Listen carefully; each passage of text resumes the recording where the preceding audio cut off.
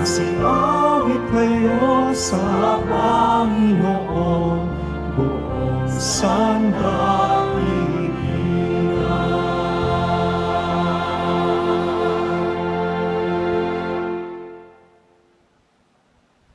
Simulan natin ang ating pagdiriwang sa ngalan ng Ama at ng Anak at ng Espiritu Santo. Amen. Ang pagpapala ng ating Panginoong Hesukristo, ang pag-ibig ng Diyos Ama, at ang pakikipagkaisa ng Espiritu Santo naway sumainyong lahat. At sumaiyo rin. Ibigin mo ang iyong kaaway. Gawan mo ng mabuti ang mga taong gumagawa sa iyo ng masama. Pagpalain mo ang mga sumusumpa sa iyo. Yan ang mga salita ng ating Panginoong Jesus Nazareno.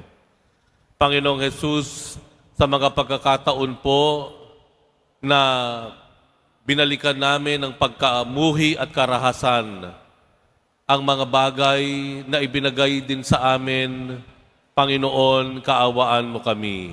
Panginoon, kaawaan mo kami. Sa kakulangan namin ng pagpapaumanhin, ng pangunawa sa aming kapwa, Kristo, kaawaan mo kami. Kristo, kaawaan mo kami. Sa pagkakait namin ng aming pagmamahal, ng aming pagmamalasakit sa aming kapwa, Panginoon, kaawaan mo kami. Panginoon, kaawaan mo kami. Kaawaan tayo ng makapangyarihang Diyos, patawarin tayo sa ating mga kasalanan, at patnubayan tayo sa buhay na walang hanggan. Amen.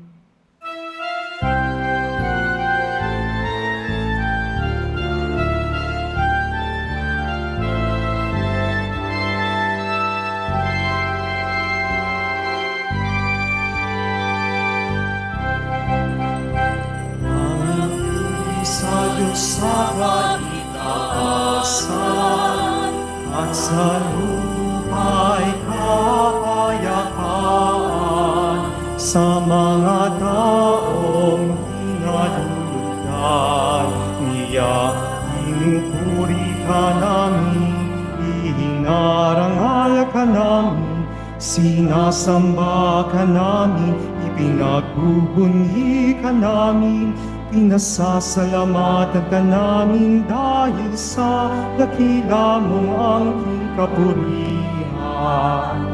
Panginoong Diyos, Hari ng langit, Diyos amang makapangyarihan sa lahat, Panginoon Hesukristo,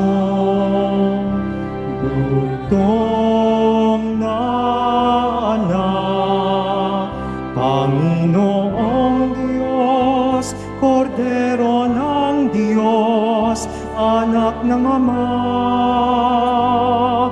Ikaw na nag-aalis ng mga kasalanan ng sanlibutan, maawa ka sa amin.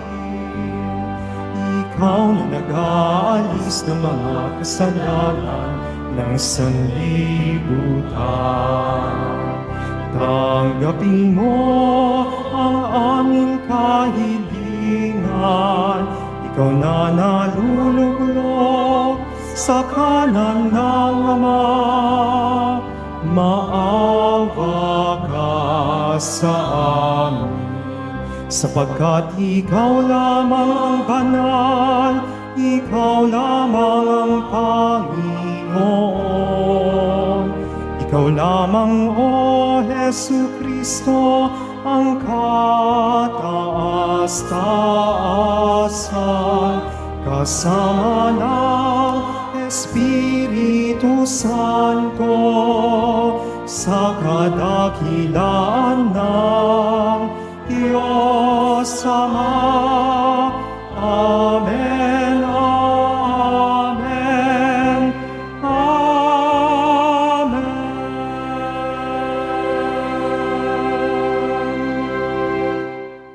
Manalangin tayo.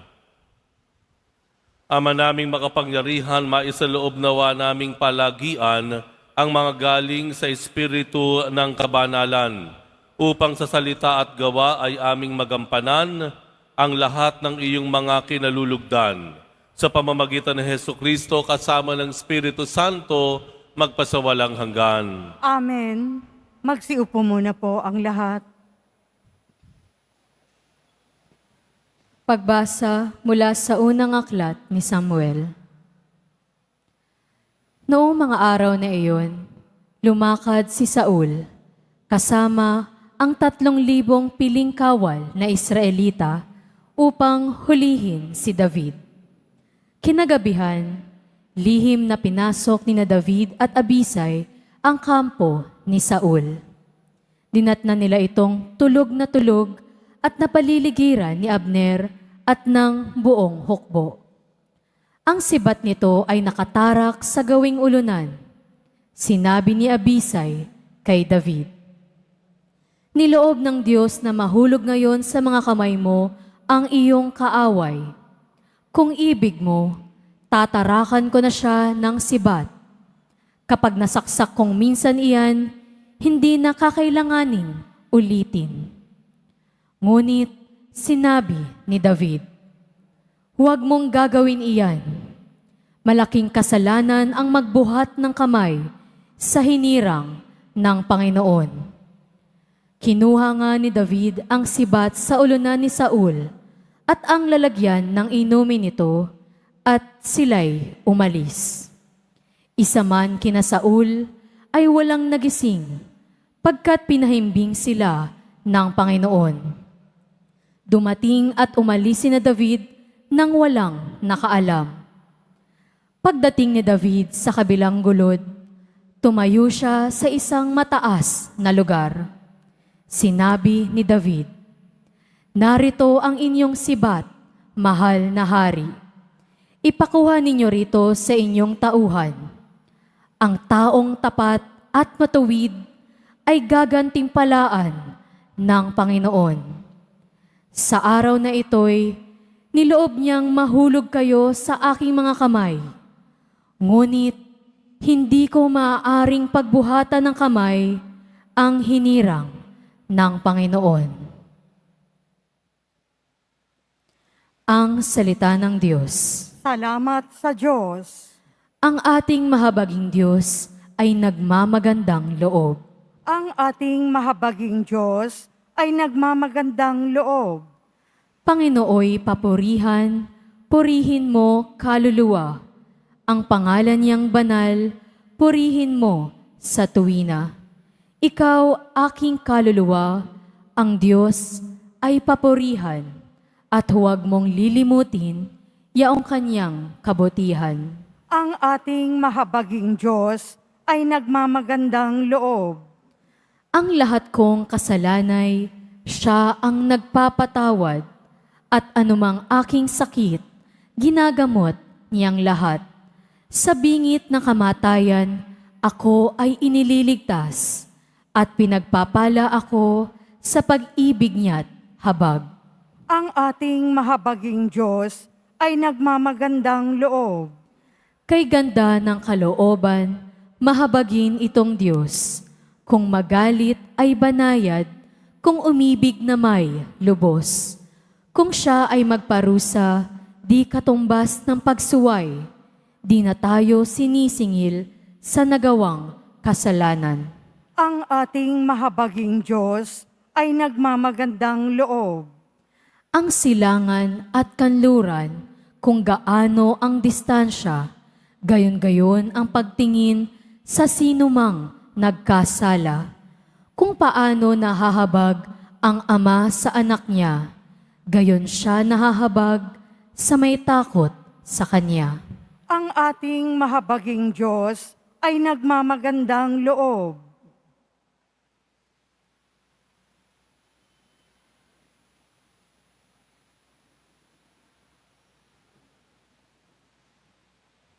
Pagbasa mula sa unang sulat ni Apostol San Pablo sa mga taga-Korinto.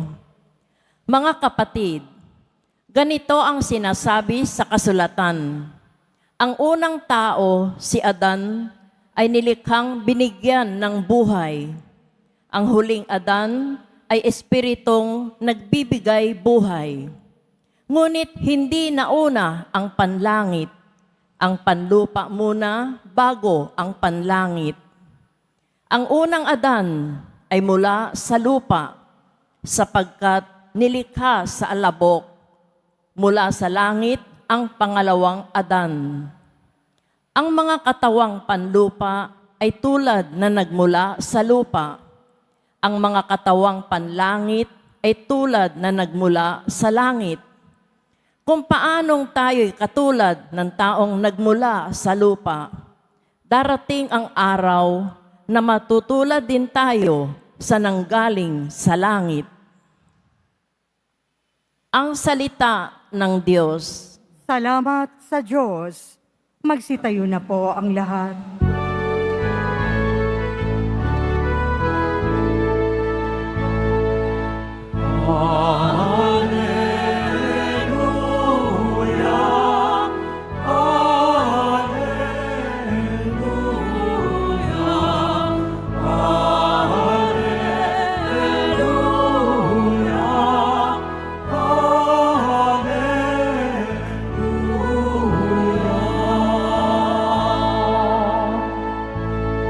Bagong utos ani Kristo, mag-ibigan sana kayo, katulad ng pag-ibig ko. Hallelujah, hallelujah,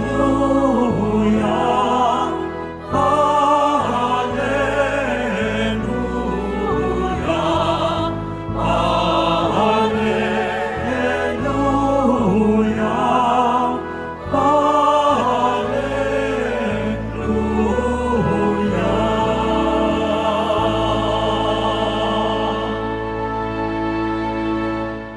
Sumainyo ang Panginoon. At sumaiyo rin, Ang mabuting balita ng Panginoon ayon kay San Lucas. papuri sa iyo, Panginoon. Noong panahong iyon, sinabi ni Jesus sa kanyang mga alagad, "Sinasabi ko sa inyo, mga nakikinig, ibigin ninyo ang inyong mga kaaway. Gawan ninyo ng mabuti ang mga napopuot sa inyo. Pagpalain ninyo ang mga sumusumpa sa inyo. Idalangin ninyo ang mga umaapi sa inyo. Kapag sinampal ka sa isang pisngi, iharap mo rin ang kabila. Kapag inaagaw ang inyong balabal, ibigay mo pati ang iyong baro. Bigyan mo ang bawat nanghihingi sa iyo, at kung may kumuha sa iyong ari-arian, ay huwag mo nang bawiin pa ang mga iyon. Gawin ninyo sa iba ang ibig ninyong gawin nila sa inyo. Kung ang ibigin lamang ninyo ay ang mga umiibig sa inyo, ano pang gantimpala ang inyong hihintayin?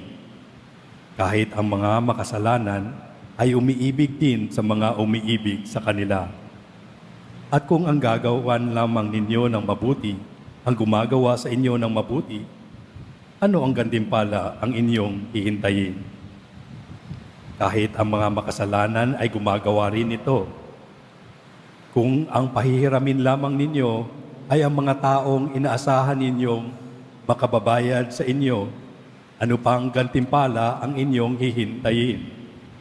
Kahit ang mga makasalanan ay nagpapahiram din sa mga makasalanan sa pag-asang ang mga ito'y makababayad. Sa halip, ibigin ninyo ang inyong mga kaaway at gawan ninyo sila ng mabuti. Magpahiram kayo na hindi umaasa sa anumang kabayaran. Sa gayon, malaking gantimpala ang tatamuhin ninyo at kayo'y magiging mga anak ng kataas-taasan. Sapagkat siya ay mabuti sa masasama at sa mga hindi marunong tumanaw ng utang ng loob.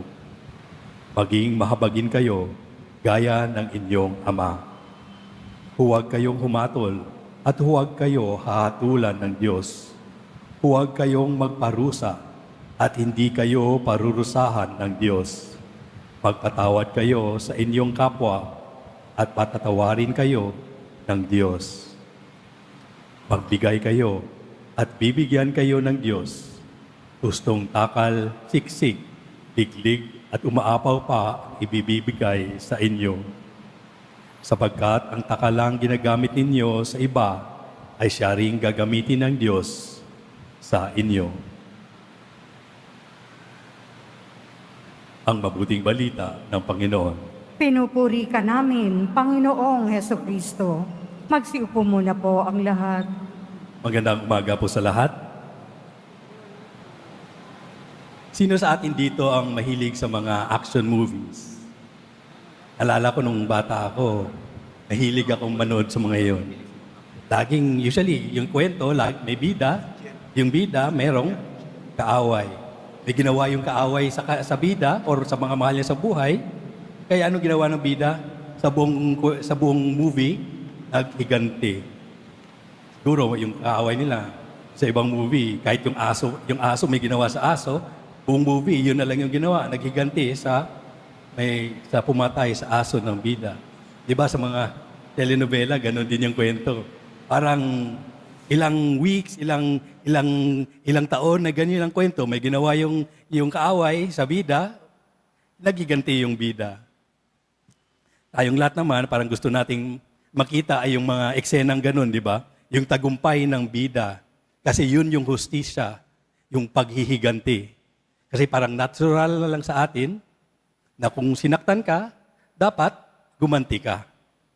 Pero hindi lang yan sa pelikula o sa mga telebisyon, di ba? Sa totoong buhay, ganyan din tayo minsan. Sipin natin, may nagsalita sa atin ng masama laban sa atin. Anong unang reaksyon natin? Siyempre, sagutin din natin ng kung ano-ano. Kung may nanloko sa atin, hindi ba gusto rin nating bumawi? Kung may kaaway tayo, gusto rin natin dapat lamangan yung ating kaaway. Hindi lang to, at hindi lang yan sa mga personal natin na buhay, ganun din. Sa pamilya natin, ganun din. Kahit sa trabaho, at sa society, sa kalipunan, malapit ng eleksyon. Ito na naman, may makikita naman tayong kung anong gantihan yung mangyayari. Paulit-ulit na lang ang cycle ng gantihan. Kaya ang tanong, hanggang kailan? Kailan matatapos ang gantihan, ang away, ang paghihiganti? Ito ang binaliktad ni Jesus sa ebanghelyo natin ngayon. Anong sabi niya? Ibigin ninyo ang inyong mga kaaway. Gawan ninyo ng mabuti ang mga napupuot sa inyo. Pagpalain ninyo ang mga sumusumpa sa inyo. Parang hindi tugma sa natural natin na reaksyon, di ba? Sino ba naman ang gustong mahalin yung kanyang kaaway? Sinong gustong mag-bless sa mga naninira sa kanya? Pero ito yung panawagan ni Jesus Nazareno. Bakit? Dahil ganito nagmamahal ang Diyos. At sa unang pagbasa, nakikita rin natin ito sa kwento ni David, di ba? May pagkakataon na siyang patayin si Saul. Sino si Saul? Siya yung unang hari ng mga Israelita. At siya yung hari nung panahon ni Goliath, di ba? So siya yung hari, pero eto ngayon si David, parang nagselos siya kay David, kaya gusto niyang patayin. Kahit may problema sila, kahit may giyera sila kontra sa mga Philistines, hinanap niya pa rin, si David yung gusto niyang habulin, gusto niyang patayin. Pero ngayon, anong sinabi ni David nung nakita niyang nakatulog dun si Saul? Hindi daw sa kanya yung, I will not lay my hands on the Lord's anointed. Hindi siya pumili na gumanti. Ilang beses na ni Saul itry na patayin si David, ngunit walang nangyari. Pero yung time na pwede na siyang pwede niyang paggantihan si Saul, hindi niya ginawa. Kasi si Saul ay the Lord's anointed. Paano naging anointed si Saul? Usually sa mga time na yon, sa mga panahon ng mga pare, nilalagyan sila ng langis sa ulo. Si David, yun din yung nangyari. Si Samuel din yung naglagay ng langis sa kanyang ulo. At kung malala natin, tayong lahat ng mga Kristiyano ay panahon ng binyag natin, nilagyan din tayo ng langis sa ulo. So tayong lahat po we are also the Lord's anointed. So dapat lamang, ganun din sana yung ating yung iniisip natin, kung lalo na yung kaaway natin. the Lord's anointed rin yan, kung Kristiyano din. Kung hindi, alam din natin na anak din sila ng Diyos. Kaya ito rin, di ba? Ito rin yung ginawa ni Jesus. Nang siya ipinako sa krus, anong ginawa niya? Hindi siya sumagot, hindi siya gumanti, pinatawad niya ang mga gumagawa ng yung nagpako sa kanya. So, ano bang mas madaling gawin? Gumanti o magpatawad? Di ba? Siyempre, mas madaling gumanti, pero hindi ito ang daan ni Jesus Nazareno. Ang tunay na lakas, hindi nasusukat sa paghihiganti, kundi sa kakayahang magmahal kahit mahirap. Isipin natin, may taong nakasakit sa atin, baka kaibigan, kamag-anak, katrabaho. Ano ang gagawin natin? Gumanti o susundin si Jesus? Hindi ibig sabihin na magpakamartir na lang tayo at hayaan natin na lagi na lang tayong saktan, pero huwag sana nating hayaang lasunin ng galit ang ating mga puso. Kaya itong hamon sa atin sa linggong ito. Isipin natin kung sino nga, kung meron tayong naisip na kaaway, at ipagdasal natin ang taong iyon. Hindi natin kailangang lapitan siya agad, pero simulan lang natin sa panalangin. At kung kaya mo, gumawa ka ng simpleng bagay na mabuti para sa taong ito. At isang ngiti, isang mabuting salita, isang maliit na kabutihan. At kung handa ka na, lapitan mo siya at ikaw yung humingi ng patawad. Tama ng away, ayusin na natin po ito. Kapag pinili natin na magpatawad, tayo ang tunay na panalo. Kapag pinili mong gumawa ng mabuti, kahit na sa hindi karapat-dapat, doon nagwawagi ang Diyos sa buhay natin. Kaya, mga kapatid, huwag tayong mabuhay sa pelikula o telenovela ng paghihiganti. Mabuhay tayo ayon sa salita ng Diyos. Dahil sa huli, ang pagpapatawad at pagmamahal ang tunay na tagumpay. Kaya piliin natin magmahal kahit na mahirap. Piliin natin magpatawad kahit na masakit. Piliin nating sumunod kay Jesus Nazareno dahil siya ang tunay na tagumpay. Amen. Magsitayo na po ang lahat. Sumasampalataya ako Sa Diyos amang makapangyarihan sa lahat, na may gawa ng langit at lupa. Sumasampalataya ako kay Jesucristo, iisang anak ng Diyos, Panginoon nating lahat. Nagkatawang tao siya lalang ng Espiritu Santo. Ipinanganak ni Santa Mariang Birhen, pinagpakasakit ni Poncio Pilato, ipinako sa krus, namatay, inilibing, nanaog sa kinaroroonan ng mga yumao, nang may ikatlong araw na buhay ng muli, umakyat sa langit, naluluklok sa kanan ng Diyos, amang makapangyarihan sa lahat. Doon magmumulang paririto at huhukom sa nga nabubuhay at nangamatay na tao. Sumasampalataya naman ako sa Diyos Espiritu Santo, sa banal na simbahang Katolika, sa kasamahan ng mga banal, sa kapatawaran ng mga kasalanan, sa pagkabuhay ng muli ng nangamatay na tao, at sa buhay na walang hanggan. Amen. Dumudulog kami sa iyo ngayon, Ama, upang masalamin namin ang iyong habag. Tayo'y manalangin, maawaing Diyos, dinggin mo kami. Maawaing Diyos, dinggin mo kami. Masalamin nawa ng Santo Papa, mga obispo, pari at lahat ng namumuno sa simbahan ang walang katumbas na pag-ibig ni Jesus na naghahanap ng mga nawawala at nagtatanggol sa mahihina. Manalangin tayo. Maawaing Diyos, dinggin mo kami. Labanan nawa ng mga namumuno sa aming lipunan ang kultura ng pagpatay upang maging buhay na instrumento sila ng paghilom ng mga inaapi, mahihirap at yaong mga walang nagtatanggol. Manalangin tayo. Maawaing Diyos, dinggin mo kami. Matuto nawa ang bawat isa na makinig sa kapwa upang magkaroon ng pagkakaunawaan at pag-iibigan na siyang mabisang daan tungo sa kabutihang pangkalahatan at kapayapaan. Manalangin tayo. Maawaing Diyos, dinggin mo kami. Sa pamamagitan ng sakramento ng kumpisal, matutunawa ang bawat binyagan na lumapit sa dakilang awa ng Diyos na nagdudulot ng pagpapatawad at paghilom. Manalangin tayo. Maawaing Diyos, dinggin mo kami. Sa ilang sandali ng katahimikan, ating ipanalangin ang iba pang mga pangangailangan ng ating pamayanan. Gayon din ang mga intensyon na inialay sa ating misa sa araw na ito at isama rin natin ang ating mga pansariling kahilingan.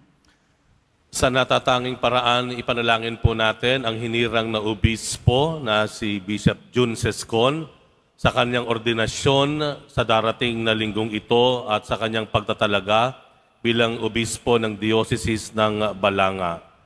Para sa kanyang mga intensyon, manalangin tayo sa Panginoon. Maawaing Diyos, dinggin mo kami. Ama, pagkalooban mo kami ng biyaya ng pagpapatawad sa mga taong nakasakit sa amin o aming nasaktan, sapagkat sa pamamagitan mo tunay ka naming kaisa sa pusong puno ng pag-ibig, awat, pagkahabag. Hinihiling namin ito sa pamamagitan ni Jesucristo ang aming Panginoon. Amen. Magsiupo muna ang lahat.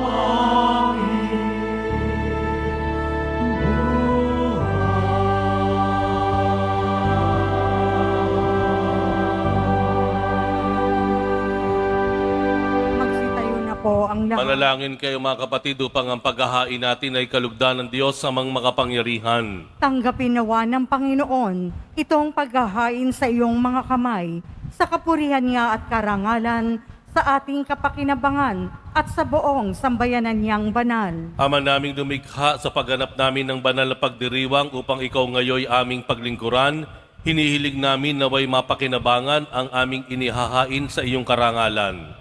Sa pamamagitan ni Jesucristo kasama ng Espiritu Santo, magpasawalang hanggan. Amen. Sumainyo ang Panginoon. At sumaiyo rin. Itaas sa Diyos ang inyong puso at diwa. Itinaas na namin sa Panginoon. Pasalamatan natin ang Panginoong ating Diyos. Marapat na siya ay pasalamatan. Ama naming makapangyarihan, tunay ngang marapat na ikaw ay aming pasalamatan sa pamamagitan ng Jesucristo na aming Panginoon. Lubhang nabagbag ang kanyang loob sa pagkakamali ng tao sa sansinukob, kaya't minabuti niyang siya'y ipanganak ng birhen bukod mong pinagpala sa babaeng lahat. Sa labi ng imbing kamatayan, kami ay inagaw ng namatay mong anak. Sa pagkabuhay niya, kami kanyang binuhay, upang kaugnayan namin sa iyo ay huwag magwakas. Kaya kaisa ng mga anghel na nagsisiawit ng papuri sa iyo ng walang humpay sa kalangitan, kami nagbubuni sa iyong kadakilaan.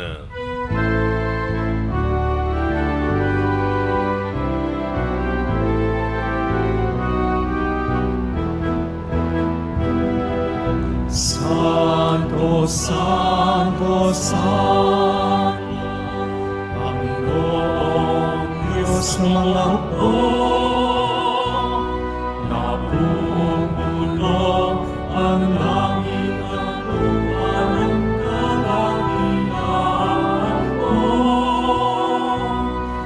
Hosana, Hosana, Hosana sa kaitaasan.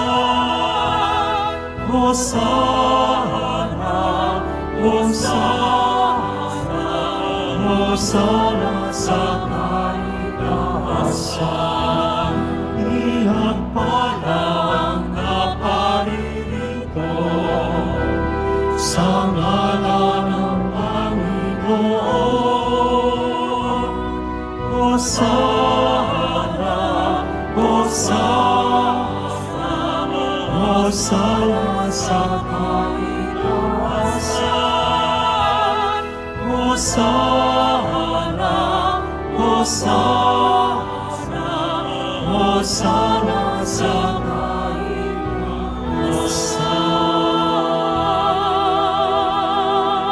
Siguro po ang lahat. Ama naming banal, ikaw ang bukal ng tanang kabanalan, kaya't sa pamamagitan ng iyong Espiritu, gawin mong banal ang kaloob na ito upang para sa amin maging katawan at dugo ng aming Panginoong Hesukristo. Bago niya pinagtiis ang kusang loob na maging handog, hinawakan niya ang tinapay. Pinasalamatan kanya, pinaghati-hati niya yon, iniabot sa kanyang mga alagad at sinabi, tanggapin ninyong lahat ito at kanin ito ang aking katawan na ihahandog para sa inyo.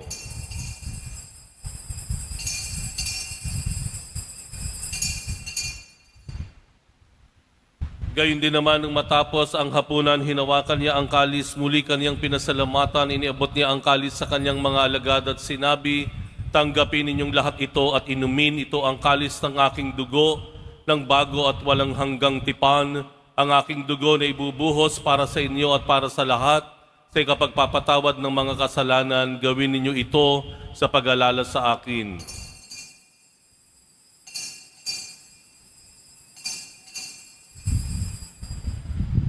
Magsitayo na po ang lahat. Ipagbunyi natin ang misteryo ng pananampalataya. Si Kristo'y namatay, si Kristo'y nabuhay, si Kristo'y babalik sa wakas ng panahon. Ama, ginagawa namin ngayon ang pag-alala sa pagkamatay at muling pagkabuhay ng iyong anak at iniaalay namin sa iyo ang tinapay na nagbibigay buhay at ang kalis na nagkakaloob ng kaligtasan. Kami nagpapasalamat dahil kami iyong minarapat na tumayo sa harap mo para maglingkod sa iyo. Isinasamo namin kaming magsasalo-salo sa katawan at dugo ni Kristo ay mabuklod sa pagkakaisa sa pamamagitan ng Espiritu Santo. Amalingapin mo ang iyong simbahang laganap sa buong daigdig. Puspusin mo kami sa pag-ibig kaisa ni Francisco na aming Santo Papa at ni Jose na aming Arsobispo at ng Tanang Kaparian. Alalahanin mo rin ang mga kapatid naming nahimlay na may pag-asang sila'y muling mabubuhay gayon din ang lahat ng mga pumanaw. Kaawaan mo sila at patuloyin sa iyong kaliwanagan.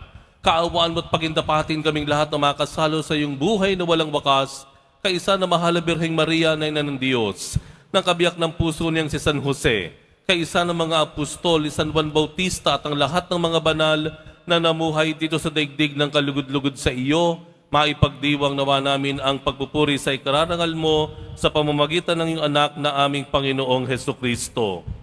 Sa pamamagitan ni Kristo, kasama niya at sa Kaniya, ang lahat ng parangal at papuri ay sa iyo, Diyos amang makapangyarihan, kasama ng Espiritu Santo magpasawalang hanggan.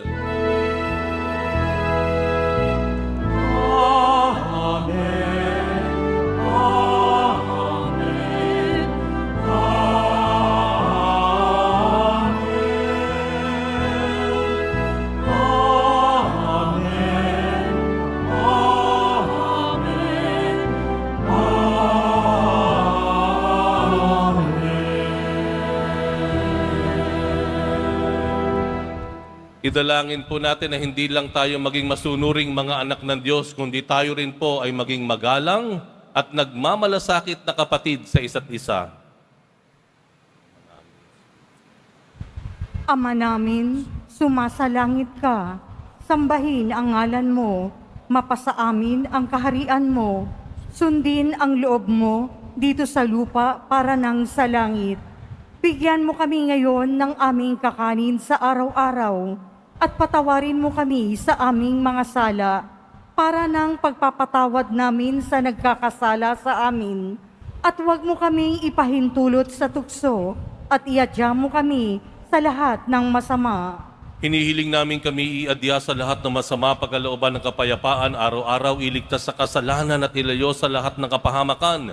Samantalang aming pinananabikan ang dakilang araw ng pagpapahayag ng tagapagligtas naming si Hesu Kristo. Sapagkat iyo ang kaharian at ang kapangyarihan at ang kapurihan magpakailanman. Amen. Panginoong Hesu Kristo, sinabi mo sa mga apostol, kapayapaan ang iniiwan ko sa inyo, ang aking kapayapaan ang ibinibigay ko sa inyo. Tunghayan mo ang aming pananampalataya at huwag ang aming pagkakasala. Pagkalooban mo kami ng kapayapaan at pagkakaisa ayon sa iyong kalooban, kasama ng Espiritu Santo magpasawalang hanggan. Amen. Ang kapayapaan ng Panginoon ay laging sumainyo. At sumaiyo rin. Magbigayan kayo ng kapayapaan sa isa't isa.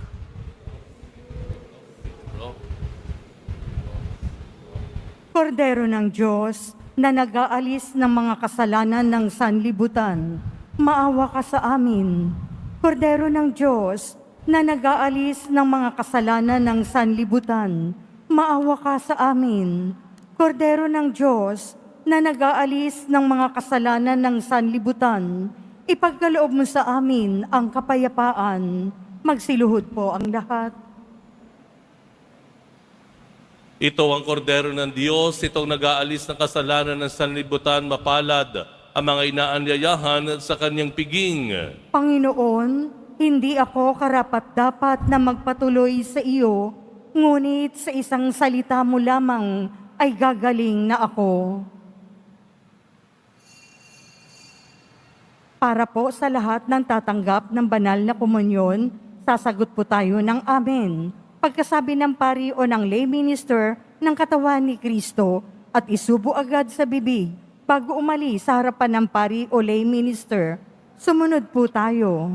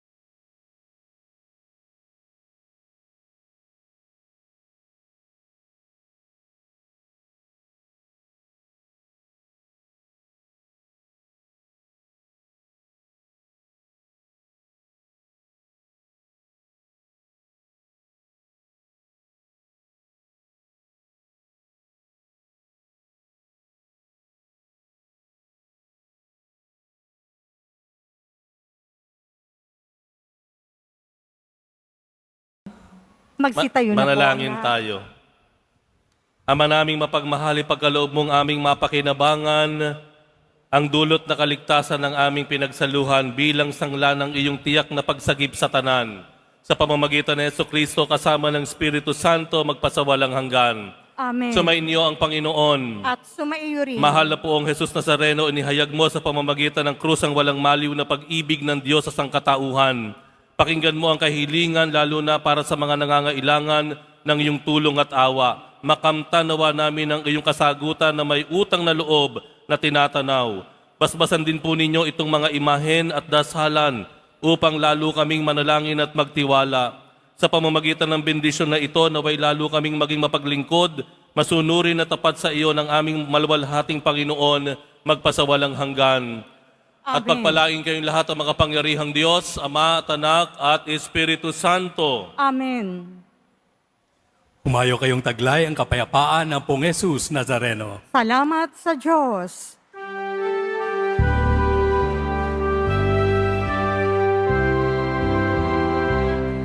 Sa Padre Jesus Nazareno, sinasamba ka namin,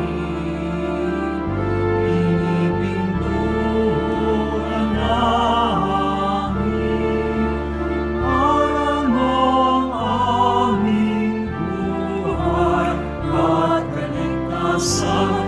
Sa Padre Jesus Nazareno, iligtas mo kami sa kasalanan.